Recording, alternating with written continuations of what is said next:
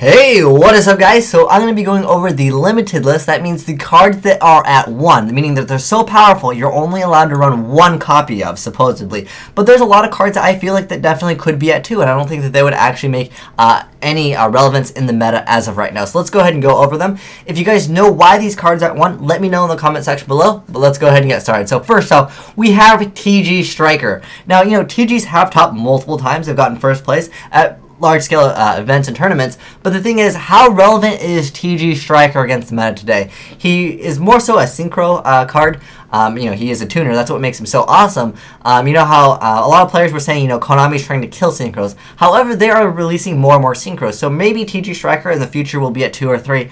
I just find this card, you know, just to be a relatively fair card. If we're going to go special and then go special Warwolf and normal summon your Rhino, go for a level 9 Synchro. If that level 9 Synchro gets negated or anything happens to it, you've essentially lost a lot of cards because you pushed with 3 cards when your opponent only responded with 1. And on top of that, you do not get your TG Searchers because they have to be destroyed and sent to the graveyard, so very slow effect on top of that. Not only does it have to be sent to the graveyard, but it also has to be destroyed, so that means when you synchro or XYZ, you do not get the effects of the TG monster. So I don't really know why TG Striker is at 1. I think if anything, it'll promote other decks. I know in Agents, it was a very popular in the OCG. They love playing TG Agents. That was a deck that they really like to do. They would occasionally throw up multiple Agachis plus Zen mains, and it got kind of dirty, but as far as, like, you know, throwing up Agachi and Zen mains, that's a pretty defensive play, even though technically Zen mains would have a 1900 attack. But how relevant is a 1900 attack Zen mains when your opponent now can just go, oh, it's cool, I run 3 copies of Big Eye, which just steal your cards. So, like I said, the way the meta is, I don't think TG Striker is something that could actually hurt the meta. Next up, Gladio to Beast Bestiary. Now, when this card got reprinted as a secret rare, I'm like, okay, they're going to bring back Glads. Maybe Glads will see, you know, Bestiary at 2. Why is this card at 1? Honestly, Glads haven't been doing anything for the longest time, and it's a very slow deck, and it loses to, you know, just strong monsters that are already on board. I know they do have War Trait, so if they, you know, happen to, you know, have to deal with a big monster, just wait for the big monster to activate its effect. But Gladiator Beast is a very slow deck. You essentially only get 1 summon per turn, and, you know, unless you tag out, but that's still basically, you're only leaving like 1 monster on board. Occasionally with, I know, Hero Lives and Prisma, you know, you can kind of go for Geyseris a little bit faster, but how relevant is Bestiary at 1? I mean, when this card, if it does go to 2 or 3, who's going to be playing Glads that think that they can have a chance versus Mermails, which have so many different effects, which, I mean, you can only run 3 War Chariot, and I don't know, if you open up maybe triple War Chariot, maybe you can do something against some of the meta decks, but if you don't open up, like, multiple War Chariots, I mean, the meta decks are just going to overwhelm you, and especially with spellbooks, I mean, they're just going to be adding so many cards to their hand to the point where you're, again, just going to get overwhelmed. Glads are a very slow deck. Next card up, Night Assailant. Now, when Tour Guide went down to 2, and also when Sangan got banned, a lot of players were looking at Night Assailant, thinking that this card had some potential. And, you know, I like this card just because it was like a Snowman Eater. You know, just when it's flipped, you can target 1 monster your opponent controls and destroy it. Although he lacked the defense that Snowman Eater had, but he was also a Tour Guide target. That's why this card was seeing some play. Now, I know that, you know, you can technically loop Night Assailant with, like, cards that, you know, discard cards, and you can simply just add another Night Assailant. So you can kind of technically use something that just lets you discard something like, I don't know, Monster Incarnation. You can target 1 flip effect monster and add it to your hand. That's the other effect Night Assailant has. Basically, you just use it to pop, but it does technically have the other effect. But the other effect is so slow. I mean, think about it. What meta decks in this game today actually set monsters? The only deck that kind of sets monsters is basically Mermails, and Mermails aren't exactly like the highest of tier decks right now. I know a lot of players are playing it technically because of the reprint, but how well is Mermail doing compared to Elemental Dragons, compared to Spellbooks, compared to Evil Swarm? They're not really doing much. Flip effects aren't exactly in right now. Next card up, Neo-Spacian Grand Mole. Now, I love this card just because it was a really cool tech. Back when Elemental Dragons like first came out, they were called like the Suppressor Dragons. And Grand Mole was a pretty good tech because the baby Elemental Dragons weren't a thing yet. So Grand Mole was just a good tech card. I liked it because it, you know, allowed you to get over things like Thunder King and stuff like that. So you wouldn't go 2- when you went to make some of your XYZs. The thing with Grand Mole is, I know that technically if you get a normal summon first turn and your opponent sets a card and then you have Grand Mole, you kind of Grand Mole lock them. But I mean, what meta deck, if you're even playing a meta deck, is going to lose to like one monster that was normal summon plus a Grand Mole, and plus you still have your back row. And on top of that, Grand Mole kind of leaves your field open. So if they set a monster, you go summon Grand Mole, bounce back. Their field is still open. So I feel like Grand Mole is relatively fair. I know it does kill Synchros and it does kill XYZs, and that's perhaps why the card is at 1, simply to stop that from happening. But I mean, he's a slow card. He has to get his summon out, and on top of that, he actually has to attack. D-Prison, Mirror Force. Also, Breakthrough Skill is a thing that would absolutely destroy Grand Mole. Grand Mole would be very sad after he declares his attack, and Breakthrough Skill is activated. There's so many things where Grand Mole just loses to in the metagame today, especially like Effect Builders.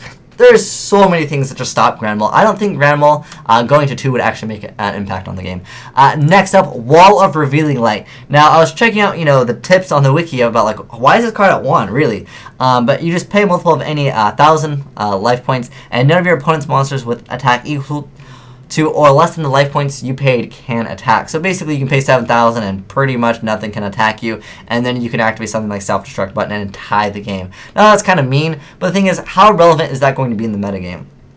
I mean, MST right now is at 3. We have Draco Sack, which pops anything. We have the Spellbook of Fate, which gets rid of anything. There's just so many meta cards that just, you activate Wall of Revealing Light? Okay, you just paid a whole bunch of life for nothing. And they're just going to absolutely laugh at you, and it's just not going to do anything.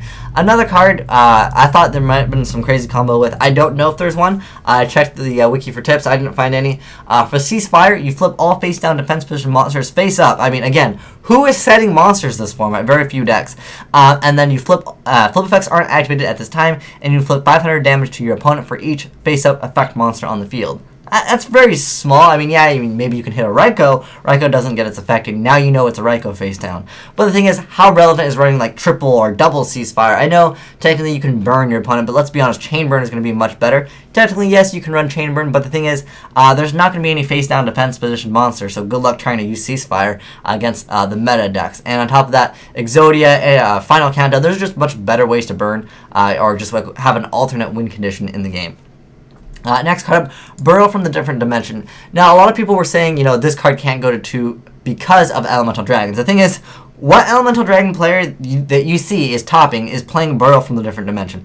I know there's Lightsworn that can abuse Necrogarden even harder, but let's be honest, when's the last time Lightsworn actually did something at a huge, large-scale tournament? Nothing really, but Boreal from a Different Dimension was seen play in Zombies at one point when Mizuki was at 2. I think maybe this or Mizuki can go to 2, I don't know. I just don't see people using Boreal, even if it went to 3. What deck would really utilize Boreal from the Different Dimension? Maybe in the future they're going to make some card that makes this card, too good, and that's why they're just keeping it at 1. It does have that potential with, Vayu, Vayu plus the Siroko's. Back in the day when Blackwing's Vayu Turbo was a deck people you should try to play, but it never really took off. But Boreal from the Different Dimension, I think that or Mizuki definitely could be a card that goes to 2.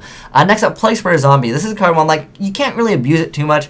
I know if you have Imperial Iron Wall plus Quibble Headshot, technically you can keep on making stuff. But, I mean, for Plague Spreader Zombie, you still have to go -1. You still have to return 1 card from your hand to the top of the deck in order to special summon Plague Spreader Zombie in the first place. So the way I look at it is you have to kind of, get in a good play, because if you're going to go -1 and you're not going to be able to establish good control, maybe make a Stardust or something that's, just going to survive for the next few turns, you're going to end up, like, going minus, and you're going to lose. And how relevant are Synchros or even XYZs when, like I said, Draco Sack and Big Eye just absolutely just dominate the game as far as high, monsters go. Now, the next card up, I mean, currently right now, I feel like Lonefire, yeah, you can go to 2 right now, it wouldn't really affect the game.